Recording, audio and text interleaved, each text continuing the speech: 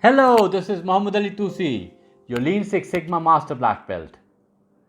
I would like to talk about lean leadership and concentrate on the behavioral aspect. Now, there are certain value added behaviors which include humility, calmness, wisdom, patience, objectivity, balance, and trust. And there are certain behavioral wastes, which is blame, office politics, confusion, inconsistency, unknown expectations, revenge, and elitism.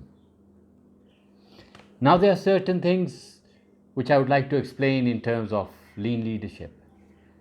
When we talk about specified value, we mean I seek to understand the expectations of people I interact with, regardless of position or status.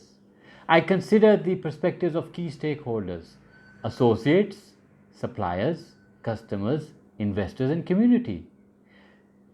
When we talk about identify the value stream, it means I understand which of my behaviors add value and which are waste, and how my behaviors impact the business process and value creation for end use customers.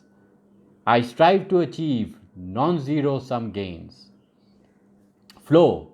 I understand how my leadership behaviors create errors, delay, confusion, and rework.